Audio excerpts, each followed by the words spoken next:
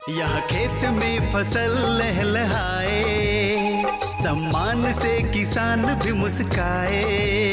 यहाँ बिजली से हर घर जगमगाए, विकास की प्रवाह में मन हर्षाए।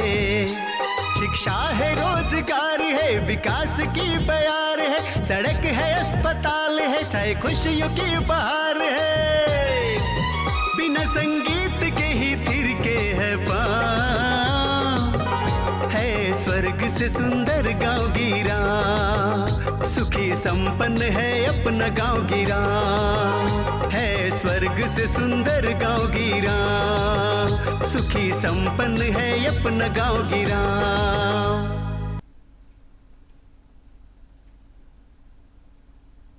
किसान भाई बहनों जोहार। गांव गिराओ कार्यक्रम में आपका स्वागत है। मैं हूं किशन अग्रवाल। किसान भाई बहनों, बरसात के मौसम में ज़्यादातर पशु और ख़ासकर दुधारू पशु बीमार पड़ गए हैं। इससे उनका शरीर कमज़ोर हो गया है और दूध के उत्पादन में भी काफ़ी कमी आई है। इसलिए उनका समय रहते उचित इलाज करना ज़रूरी है। इसके साथ साथ अन्य जितने भी पशु हैं वे भी करीब करीब बीमार हो चुके हैं। तो आइए आज हम आपको इसी विषय पर जानकारी करवाते हैं। जानकारी देने के लिए आज हमारे स्टूडियो में उपस्थित हैं डॉक्टर श्रेया सिन्हा, जो बिरसा कृषि विश्वविद्यालय कांके रांची के अंतर्गत पशु चिकित्सा महाविद्यालय कांके रांची में पशु परजीवी विभाग में सहायक प्राध्यापक हैं। डॉक्टर मैडम, आपका हमारे स्टूडियो में बहुत बहुत स्वागत है। जोहार किसान भाइयों बहनों। डॉक्टर मैडम, जैसा कि अभी सभी हम लोग जानते हैं कि बरसात को बीमारी का घर कहा जाता है, और पिछले दिनों आपने देखा होगा जिस तरह से लगातार कई दिनों तक पूरे झारखंड में मूसलाधार बारिश होती रही, इससे कोई भी अछूता नहीं रहा। इंसान, पशु पक्षी सभी लोग बेहाल हो गया, सबका हाल बेहाल हो गया। तो ऐसे में आज हम अपने झारखंड के किसान भाइयों को, पशुपालकों को ये बताना चाहते हैं कि इस बरसात के मौसम में पशु यदि बीमार पड़ जाए तो उनका इलाज कैसे किया जाए। तो सबसे पहले आप हमारे किसान भाइयों को ये बताइए कि इस बरसाती मौसम में पशुओं में कौन कौन सी बीमारी और रोग लगते हैं और इसका निदान क्या है। धन्यवाद।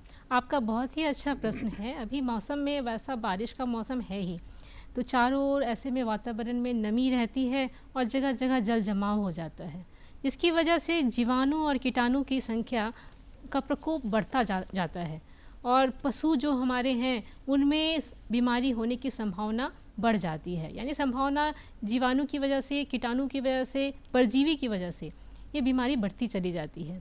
ऐसे में पशु निर्बल होते जाते हैं और पशुओं में कमजोरी होती है और अत्यधिक बीमार होने पर वो मृत्यु भी हो सकता है। तो इसलिए इस संबंध में पशु चिकित्सक से सलाह लेना बहुत आवश्यक हो जाता है और किसान भाई बहनों को इस संबंध में जानकारी प्राप्त करना बहुत ही ज़्यादा लाभकारी होगा। जी। क्योंकि कीड़े जो हैं बहुत तेज़ी से बढ़ना शुरू हो जाते हैं और वातावरण में कीड़े जब उसके अंडे भी बड़े हो जाते हैं तो जगह जगह पर, जैसे पानी में, दलदल में, पत्तियों में, चारागाह में, सभी जगह ये कीड़े पड़े रहते हैं। और जब पशु अपने आहार की तलाश में इधर उधर जाते हैं तो ये कीड़े उनके पेट में चले जाते हैं। अब ये कीड़े उनके पेट पर, उनके भोजन पर पलना शुरू हो जाते हैं और भोजन पर पलना शुरू होते हैं और साथ में क्या होता है कि पशु में भूख की कमी हो जाती है। भूख जहाँ कम हुआ तो पशु के वजन में भी कमी हो जाती है, उसकी उत्पादकता में कमी हो जाती है और तरह तरह की परेशानियाँ स्टार्ट हो जाती, शुरू हो जाती है। उत्पादकता कम हो जाएगी और उसमें परजीवी की समस्या भी बढ़ जाती है। तो इसलिए बहुत सारे, कई बार देखेंगे कि इसके जबड़े भी फूल जाते हैं, जबड़े में फूलने की समस्या हो जाती है और उनके चमड़ी में भी जो सूखा जैसा लगने लगता है। तो इस वजह से ये सब समस्या के निदान के लिए परजीवी को ख़त्म करना बहुत आवश्यक है जी। तो ये सही सलाह होगी कि बारिश के जस्ट पहले और बारिश के जस्ट बाद तुरंत हम लोगों को परजीवी नाशक दवाइयाँ पशुओं को दिया जाना चाहिए। इससे आप पशुओं को आराम से अपना सुरक्षित रख सकते हैं, क्योंकि परजीवी की समस्या सबसे ज़्यादा बारिश के समय में होती है। और इससे बचने के लिए आप देसी उपाय भी कर सकते हैं। जैसे नीम की पत्तियां हैं, उनको पीस कर यदि पिलाएंगे तो सप्ताह में हर सप्ताह एक बार यदि पिला लें तो हमारी परजीवी की समस्या बहुत हद तक रोकथाम की जा सकती है। मैडम, आपने देखा होगा जिस तरह से वर्षा हुई और बरसात में कहीं भी सूखा नहीं रहा, हर जगह पानी लबालब रहा। और वैसे में जहाँ पशुपालक अपने पशुओं को बांधते हैं वो भी कई दिनों तक गीला रहा, जिसको गोहाल बोलते हैं।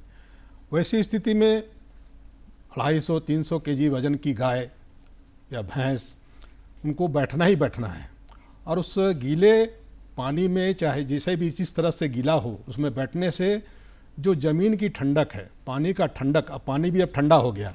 पहले जो पानी बरस रहा था उसमें गर्मी थी, लेकिन अब देखा जा रहा है जो पानी बरसा है 2-3 दिन लगातार, उसमें अब ठंडक आ गई है। तो वो बैठने से भी जो ठंडक है उनके शरीर में प्रवेश कर जाती है। ये किस तरह से नुकसान पहुंचाता है? पशुओं में मुख्यतः जो कम उम्र के पशु होते हैं, जैसे बाछा बाछी हो गया, बकरियों में छोटे मेमना हो गए, इस तरह के पशु जो हैं वो बहुत कमज़ोर होते हैं, उनमें रोग प्रतिरोधक क्षमता कम होती है। तो मुख्यतः उन पशुओं में देखा जाता है कि ठंड की वजह से या बारिश की वजह से बीमारी ज़्यादा होने लगती है और उनमें उच्च तापमान हो जाएगा, सांस की परेशानी हो जाएगी, खांसी की समस्या हो जाएगी। इस तरह बहुत सारी समस्या उसमें देखने को मिलती है। पागुड़ करना छोड़ दिया और बारिश की वजह से इसको बहुत सारी समस्या होने लगती है। तो इससे बचाव करने के लिए पशु को सूखे स्थान में रखना चाहिए। सूखा स्थान इस मामले में कह रहे हैं कि जहाँ पर बहुत गंदगी ना हो और वो गीला ना हो। जी जी। उसको ऐसे जगह पे रखें जहाँ पर हवा तो आए लेकिन वो सिर्फ ताज़ी हवा हो, लेकिन ठंडी हवा ना हो। उनसे बचाना बहुत आवश्यक है, क्योंकि ये ठंड होने पर, बारिश होने पर वातावरण में बहुत ज़्यादा नमी हो जाती है। तो ठंडी हवा का झोंका यदि उसको पड़ेगा तो उसके कारण उसकी परेशानी और बढ़ती चली जाएगी। इसलिए पशु को उससे भी बचाना आवश्यक है। और साथ में यदि बहुत ठंड लगे, पशु को ऐसा आपको महसूस हो कि ठंड थोड़ी ज़्यादा हो रही है, तो गुनगुना पानी भी दे सकते हैं या फिर मोटा कपड़ा भी उसके ऊपर लपेट सकते हैं। ये सब रख रखाव की जो समस्या है उसको सुधार करने से हमारा ये समस्या समाधान हो सकता है। डॉक्टर मैडम, जैसा कि मैंने शुरू में कहा, बरसात को बीमारी का घर कहा जाता है और ऐसे में जो अनबोलता जानवर है उसकी देखरेख जो किसान भाई हैं, पशुपालक हैं, उनको खुद समझना पड़ेगा। क्योंकि ये जो 2-3 दिन लगातार बारिश, मूसलाधार बारिश हुई, उससे कोई भीगने से नहीं बचा है।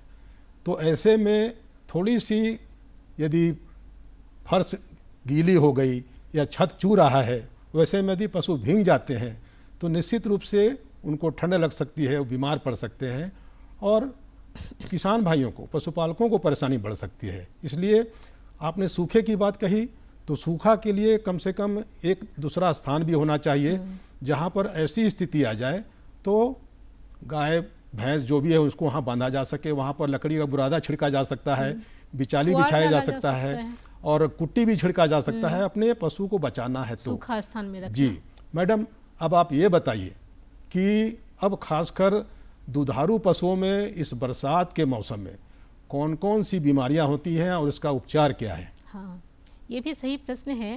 दुधारू पशुओं में मुख्यतः गाय भैंस जैसे पशु में मुख्यतः HS और BQ, जिसको हम लोग कह सकते हैं गलघोंटू, और BQ को हम कहते हैं लंगड़ी डिजीज़, जिसका हम लोग बहुत ज़्यादा समस्या देखने को मिलता है कि BQ जो है जहरबात नाम भी दिया जाता है। तो BQ को जहरबात भी कहते हैं और HS को गलघोंटू बीमारी भी कहते हैं। ये सब बीमारी की जो टीका है वो उपलब्ध है, मतलब पशु चिकित्सक के पास जाकर, पशु चिकित्सालय में जाकर यदि टीका करवा लेंगे तो ये बीमारी से बच सकते हैं। अब ये बीमारी होती कैसे है? तो ये बीमारी HS और BQ, जिसको मैंने नाम लिया जहरबात और गलघोंटू, ये खास तरह के जीवाणु से होती है। BQ का दूसरा नाम लंगड़ी डिजीज़ भी है, लंगड़ी बीमारी भी है। इसमें क्या होता है कि तापमान चढ़ जाता है। यदि आप पशु को बहुत ज़्यादा परिश्रम करवा रहे हैं, बाहर में घूमने छोड़ दिए हैं, बाहर संक्रमण का खतरा रहता है, वहाँ पर यदि पशु अपना चला गया है तो इसमें यदि संक्रमण हो गया तो पशु के पुट्ठे में सूजन आना शुरू होता है। अब ये सूजन जो है धीरे धीरे सारे जगहों में फैलना शुरू होता है। यदि आप उसको छुएंगे तो कड़कड़ाने की आवाज़ आने लगती है और पशु का सुस्त पड़ जाएगा, चलने में उसको समस्या होगी, और उसको समस्या होगी तो अब खाना खाना, पागुड़ करना, ये सारी समस्या उसमें बढ़ने लगेगी। लेकिन इस सब के लिए टीकाकरण उपलब्ध है। रोकथाम कराना बहुत ही आवश्यक है। यदि पशु चिकित्सक से सलाह लेकर यदि आप टीकाकरण सही समय पर बरसात के पहले करवा लें तो इससे आप बच सकते हैं। और इससे बचने के लिए आपको उस जगह पर जहाँ पर चारागाह है और चारागाह में जहाँ पशु चरते हैं, वहाँ यदि मालूम चले किसी का संक्रमण हो रहा है, बीमारी का संक्रमण हो रहा है, तो आप उसको, अपने पशु को उस चारागाह में ना चरने भेजें, उसको वहाँ भेजने से रोक दें। और यदि आपके पशु बीमार हो गए हैं, एक पशु भी यदि बीमार हो गया है, तो उसको अन्य पशुओं से अलग करके रखें ताकि अन्य पशुओं में संक्रमण ना हो पाए। इस तरह की बातों का ध्यान रखेंगे, छोटी छोटी बातें हैं लेकिन उसको ध्यान रखेंगे तो आपके पशु बचे रह सकते हैं। और टीका उपलब्ध है तो आप टीका भी करवा सकते हैं, और उसका उचित इलाज भी समय पर करना चाहिए। उचित इलाज भी आपको पशु चिकित्सक की सलाह से करवा सकते हैं, अन्यथा बीमारी बढ़ सकती है जी। उसी तरह मैंने बताया एचएस का नाम लिया, गलघोंटू, ये भी इस समस्या में आपको गले में सूजन होगी, गांठ सूजन होगी और दर्द भी रहेगा, पशु पागुर करना भी छोड़ देगा। इसके चलते वो भोजन खाना कम कर देगा, वजन में कमी होगी, उत्पादकता में कमी होगी, वो एक समस्या, और साथ में दस्त भी होने लगेगा। और बारिश के समय में दस्त होना मतलब पानी की अत्यधिक कमी होना बॉडी में। तो डॉक्टर मैडम, ये सबसे बड़ी बात है कि पशुपालकों को, किसानों को अपने परिवार के सदस्यों के देख रेख के साथ इन दुधारू पशुओं का भी उचित इलाज, देख रेख करना बहुत ज़रूरी है। और ख़ासकर जिस तरह से ये मूसलाधार पानी 2-3 दिन बरसा है, लगातार बरसा है, उससे पशुओं को काफ़ी नुकसान हुआ है। एन केन प्रकारेण वो पानी में भींगी हैं और भीगने के कारण वो बीमार पड़ी हैं, और बीमार पड़ने के कारण ये नुकसान पशुपालकों, किसान भाइयों को होता है। डॉक्टर मैडम, अभी आपने थोड़ी देर पहले बकरी की चर्चा की थी कि बकरी बहुत नाजुक जानवर होता है, तो वैसे में इस बरसात के मौसम में बकरी को सर्दी, खांसी, बुखार या और कोई रोग हो जाए तो उसका उपचार, उसका निदान कैसे करेंगे? हाँ, बकरी मुख्यतः मेमना या फिर सभी उम्र की बकरियों में भी ये समस्या देखने को मिलती है। बारिश के समय में सर्दी, खांसी, निमोनिया, ये सब समस्या तो होती ही है। इसके अलावा दस्त की भी समस्या होती है, और ये दस्त जो है कई तरह का हो सकता है, या तो खान पान की वजह से भी हो सकता है या फिर परजीवी की वजह से हो सकता है। तो खान पान की वजह से यदि दस्त हो रहा है, क्योंकि पशु चारा खाने जाता है, हरी घास भी खाता है, और वातावरण में जो नया माहौल आ जाता है बारिश के समय में, उसकी वजह से भी दस्त होने लगता है। और इसकी वजह से यदि दस्त होगा तो पानी की कमी शरीर में होगी, तो सही समय पर पशु चिकित्सक के पास जाकर उसका इलाज कराना आवश्यक है। इसके अलावा बकरियों में या फिर अन्य पशु में भी आप लोग देखेंगे कॉक्सीडियोसिस का समस्या। ये कॉक्सीडियोसिस भी एक परजीवी रोग है। इसमें मल जो उसका आता है उसमें खून रहता है, लाल रंग युक्त मल रहेगा। तो ये समस्या परजीवी की समस्या है, जिसमें आप पशु को लाल रंग का मल आता है, और ये समस्या का समाधान परजीवी नाशक से ही हो पाएगा। उसी तरह एक अन्य परजीवी भी हैं जो कॉक्सीडियोसिस के अलावा भी परजीवी हैं, क्योंकि पर्ण कृमि, फीता कृमि, गोल कृमि, कई तरह के कृमि हैं जो कि पशु को परेशान करते हैं ये बारिश के मौसम में। उसमें भी पशु में आप देखेंगे कि जबड़ा का सूजन हो जा रहा है, जबड़ा फूल जा रहा है, या फिर उसकी त्वचा में तरह तरह की सूखा त्वचा नज़र आ रहा है, उत्पादन में कमी हो रही है, इस तरह की समस्या देखने को मिलती है। तो ये भी है परजीवी की समस्या। तो इसमें भी दस्त होना ही होना है। तो दस्त से बचने के लिए आपको दवाई दिलवाना पड़ेगा, उसका तो दवाई उपकरण करना ही पड़ेगा। तो परजीवी की समस्या का समाधान करने के लिए दवाई उपलब्ध है, परजीवी नाशक दवाइयाँ उपलब्ध हैं। आप पशु चिकित्सक की सलाह से दवाइयाँ दे सकते हैं। एल्बेंडाजोल, फेनबेंडाजोल, कई तरह की दवाइयाँ उपलब्ध हैं, लेकिन पशु के वजन के अनुसार उसको अनुपात में ही देना है, सही समय पर। और मेरा ये कहना है कि सारे पशु को, जितने पशु आपके घर में हैं या आपके फार्म में हैं, वो सारे पशुओं को एक साथ ही अंतः परजीवी की दवा दिया जाए। ये बात बिल्कुल मैडम सही है कि बरसात का मौसम है, और बरसात के मौसम में पशुओं को बिल्कुल बचा कर रखना है, क्योंकि मैं बार बार ये कह रहा हूँ कि बरसात बीमारी का घर होता है, और अभी बहुत बरसात बाकी है, अभी पूरा अगस्त बाकी है, और एक बार भीगना मतलब थोड़ा सा और भीग जाने के बाद फिर तबीयत खराब हो सकती है। इसलिए अब उनको बचाना, उनकी देख रेख, रख रखाव, खान पान पर विशेष ध्यान देना बहुत ज़रूरी है। अभी आप बकरी के बारे में बता रहे थे, तो पशुओं में जो दस्त होता है उसके बारे में जानकारी दीजिए। हाँ, पशुओं में दस्त मैंने बताया कि अंतः परजीवी की वजह से भी होता है और खान पान की वजह से भी होता है। तो खान पान की वजह से यदि दस्त हो रहा है तो दस्त की समस्या का निदान आप लोगों को दूसरे ढंग से करना पड़ता है। और यदि परजीवी की वजह से दस्त हो रहा है तो उसका निदान दूसरे ढंग से होगा। इसके लिए जो गोबर का जांच होता है वो करवाना आवश्यक होता है। गोबर के जांच में यदि कीड़ा निकलता है तो उसके अनुपात में हम लोग दवाई देते हैं। जी, देखा जाता है हाँ, तो वो दवाई उसका स्पेसिफिक होता है, मतलब उसको उसके लिए विशिष्ट रूप से उसी के लिए दिया जाता है। तो वो दवाई देने से ही वो परजीवी खत्म होगा। वो परजीवी की वजह से ही दस्त हो रहा है तो परजीवी का ही दवाई आपको देना पड़ेगा। तो मैंने कहा अंतः परजीवी के लिए अपने जितने घर में हैं, अपने गुहाल में हैं, जितने पशु हैं, उन सभी को एक बार में ही अंतः परजीवी की दवाइयाँ दे देनी चाहिए। और यदि दस्त नॉर्मल किसी खान पान की वजह से हो रहा है तो जिस पशु को दस्त हो रहा है उसी को दवाई करवाएंगे, सभी को कराने की आवश्यकता नहीं है। एक बात तो डॉक्टर मैडम ये है कि सबसे पहले तो पशुपालकों को, किसान भाइयों को ये ध्यान देना जरूरी है, क्योंकि इस बार जो हुआ बकरी के, गाय के, मुर्गी के, सभी के फार्म में पानी घुस गया और सभी करीब पानी में भीग गए। इससे किसानों को बहुत नुकसान हुआ। तो अभी आप जैसे बकरी के अंतर परजीवी और बाह्य परजीवी के बारे में बता रहे हैं, तो बकरियों में होने वाले अंतर परजीवी और बाह्य परजीवी का नियंत्रण कैसे किया जाए, इसके बारे में जानकारी दीजिए। जैसे मैंने बताया कॉक्सीडियोसिस अंतः परजीवी है। तो कॉक्सीडियोसिस के लिए एम्प्रोलियम नाम की दवा आती है। तो वो दवाई 5 दिन तक देना पड़ता है, लेकिन ये पशु चिकित्सक के सलाह से, ठीक है, पशु चिकित्सक के सलाह से, क्योंकि वजन के अनुसार उसका दवाई दिया जाता है। कितना पशु का वजन है उसके आधार पर हम लोग दवाई तय करते हैं। और दूसरा है कि यदि परजीवी की वजह से दस्त हो रहा है तो उसमें अल्बेंडाजोल या फेनबेंडाजोल की दवाई जो है वो हम दे रहे हैं पशु के वजन के अनुसार। इसके अलावा बाह्य परजीवी भी मैंने बताया, बाह्य परजीवी भी बहुत सारे होते हैं जो कि बारिश के समय में बढ़ जाते हैं, क्योंकि बारिश का मौसम ही ऐसा है कि बाह्य परजीवी भी आते हैं। तो बाह्य परजीवी को नियंत्रण करने के लिए भी हमारे पास बहुत सारे स्प्रे आते हैं और दवाइयाँ हैं। ये बाह्य परजीवी मैडम डॉक्टर ये शरीर के बाहर में उसके चमड़े पर चिपके रहते हैं। चमड़े में चमोकन जिसको कहेंगे, अठैल कहते हैं, ढील कहते हैं, या फिर मेंज, काफी खून चूसते हैं, खस्सू भी कहते हैं। जी जी, वो भी है एक समस्या जो कि आपको नजर आएगा। और उससे बचने के लिए सारे पशुओं को एक साथ, आपके गुहाल में जितने भी पशु हैं, एक साथ ही सभी का नियंत्रण करना चाहिए। जी जी। इसका मतलब ये हुआ कि यदि एक भी पशु छूटेगा तो दूसरे को बीमारी हो सकती है।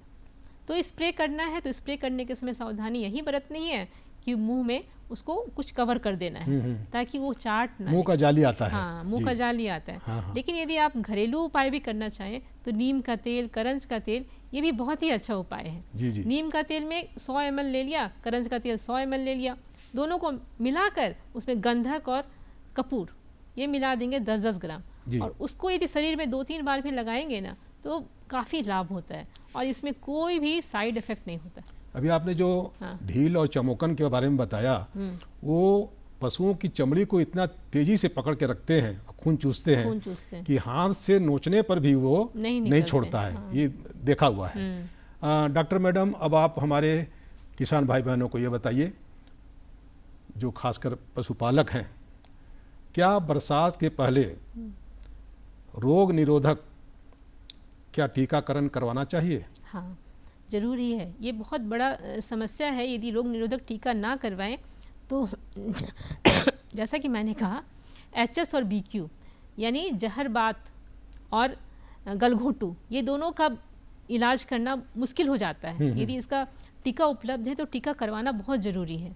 ये दोनों जीवाणु जनित रोग हैं, खास तरह के जीवाणु से होते हैं, और इसका टीका उपलब्ध है पशु चिकित्सालय में, आपको करवा लेना चाहिए। अपने पशुओं को टीकाकरण करवाने के लिए आपको खुद आगे बढ़ के ही बात करनी चाहिए। यदि एक भी पशु बीमार पड़ा तो दूसरे भी पशु बीमार पड़ने लगते हैं। इसलिए सभी पशुओं को टीकाकरण करवाना चाहिए। जी जी। डॉक्टर मैडम, अभी आपने BQ और HS के बारे में बताया, तो इसके लक्षण क्या हैं? मैंने BQ के बारे में पहले भी बताया कि BQ में सूजन आती है, शरीर में सूजन आती है और पुट्ठे में आपको सूजन शुरू होगा, वो धीरे धीरे सूजन सभी तरफ बढ़ता चला जाएगा। और ये सूजन को जब हम दबाना शुरू करेंगे तो कड़कड़ाने की आवाज़। अच्छा अच्छा। और उसके बाद पशु जो है लंगड़ाना शुरू करता है, क्योंकि उसके पैर में भी तकलीफ होने शुरू हो जाती है। इसलिए इसको बीमारी का नाम भी लंगड़ी कहा गया है। तो इसमें वजह से वो पागुर करना छोड़ देगा, खाना खाना कम कर देगा, वजन में कमी हो जाएगी, उत्पादकता में कमी हो जाएगी। इस तरह का समस्या आपको बीक्यू में देखा जाता है। डॉक्टर मैडम, तरह तरह की अलग अलग तरह की बीमारियां हर जगह देखी जा रही है, पशु पक्षी इंसान। तो आजकल पशुओं में भी एक नई बीमारी चली है, गांठदार त्वचा रोग, जिसको LSD बोलते हैं। ये क्या है? हाँ, गांठदार त्वचा रोग जो है विषाणु जनित रोग है। इसका मतलब है विषाणु कितनी तेज़ी से बढ़ता है ये सभी लोग जानते हैं। उसी तरह पशुओं में भी ये गांठदार त्वचा रोग जो है विषाणु जनित रोग है। इसमें मक्खी, मच्छर और अठैल, ये उसकी वजह से ये फैलता है, एक पशु से दूसरे पशु में फैल सकता है। साफ़ सफाई की कमी और ये मक्खी मच्छर की वजह से ये बीमारी हो जाती है। इसमें क्या होता है कि गांठदार घाव जो है उसके शरीर में होना शुरू होता है और इस चारों ओर उसके शरीर में फैलना शुरू हो जाता है। उसके थन में भी हो सकता है, कहीं भी हो सकता है। अब यदि पशु दूध देने वाली है तो दूध देने वाले पशु के बच्चे जो बाछा बाछी हैं वो भी यदि दूध का सेवन करेंगे तो उन्हें भी बीमारी हो जाती है। तो ऐसे हालत में पशु का जो दूध है हाँ, वो होगा या दूध देना बंद कर देगी? वो दूध तो देगी, लेकिन इसको दूध को यदि हम लोग गर्म करके पीते हैं तो हमारी समस्या नहीं होती है। लेकिन जो बिना गर्म किए उस दूध को इस्तेमाल करेंगे तो उन पशुओं में भी ये बीमारी हो जाती है। और यदि किसी बीमार पशु के से पाल कर खिलवाया जाए पशु को तो उसमें भी ये समस्या हो सकती है। और जो बच्चे जन्म लेते हैं, जो गाभिन पशु हैं उनको बीमारी है, उसके बच्चे जो जन्म लेते हैं उनमें भी ये समस्या हो सकती है। अच्छा अच्छा। तो इस तरह की समस्या गांठदार त्वचा रोग, जिसको LSD लंपी स्किन डिजीज भी कहते हैं, लंपी डिजीज। हाँ, वो एक बहुत नई समस्या जो आ गई है। झारखंड में भी इससे बहुत लोग ग्रस्त हो गए हैं, बहुत पशु ग्रस्त हो गए। अब मैडम, LSD का लक्षण या उपचार किस तरह से किया जाए, इसके बारे में भी जानना जरूरी है। LSD के लिए आपको लक्षण क्या दिखेगा, तो उसमें तो जैसे मैंने बताया गांठदार त्वचा होता है। इसके अलावा लसिका ग्रंथि जो है, लसिका ग्रंथि जिसको लिम्फ ग्लैंड इंग्लिश में कहते हैं और हिंदी में लसिका ग्रंथि, वो सूजन हो जाता है, उसका भी स्वेल कर जाता है, मतलब फूल जाता है। और जो पशु है उसमें आँख और नाक से पानी आना शुरू हो जाता है और उसका तापमान बढ़ जाता है, तापमान भी बढ़ जाता है, जिसकी वजह से वो खाना खाना छोड़ देगा, उसकी उत्पादकता में कमी हो जाती है और पशु कमज़ोर हो जाता है। सावधानी ना करने पर बीमारी और दूसरी बीमारियों का भी आगमन हो जाता है। तो इससे हमको बचाव करने के लिए इसके लिए भी निरोधक टीका उपलब्ध है। जी, हर हालत में टीकाकरण करना बहुत ज़रूरी है, ये सबको ध्यान रखना बहुत ज़रूरी है। डॉक्टर मैडम, अब आते हैं मुर्गियों पर, क्योंकि बरसात में वो भी इससे बची नहीं है। तो आप ये बताइए कि मुर्गियों में कौन कौन से रोग होते हैं और इसका बचाव कैसे किया जाए? जैसे अन्य पशु में बीमारी होती है, मुर्गियों में भी बीमारी हो जाती है। मुर्गियां भी हमारी उससे अछूती नहीं है। मुर्गी फार्म को शुरू में तो बहुत फ़ायदा होता है, लेकिन आप जैसे देखेंगे कि कुछ दिन के बाद जब मुर्गी फार्म काफ़ी दिन का हो जाता है तो वो बीमारी होने शुरू हो जाती है। क्या कारण है?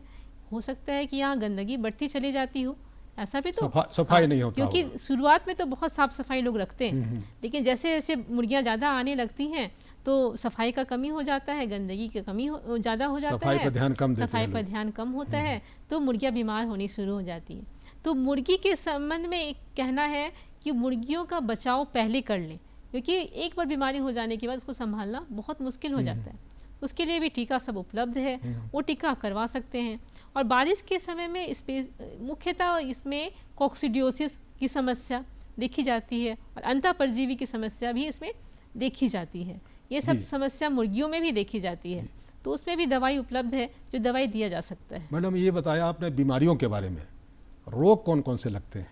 अच्छा, मुर्गियों के में रानीखेत की बीमारी लगती है, कोक्सीडियोसिस लगता है, अंतः परजीवी का लगता है, गोल कृमि है, फीता कृमि है, पर्ण कृमि है, ये सारे रोग उसमें लग सकते हैं। अच्छा अच्छा। तो अब आप ये बताइए कि मुर्गी के कृमि रोग के बारे में कुछ हमारे किसान भाइयों को बताइए। मुर्गियों में मुख्यतः जो बीमारी है परजीवी की वजह से हो रही है, तो परजीवी के लिए परजीवी नाशक दवाई देना आवश्यक है।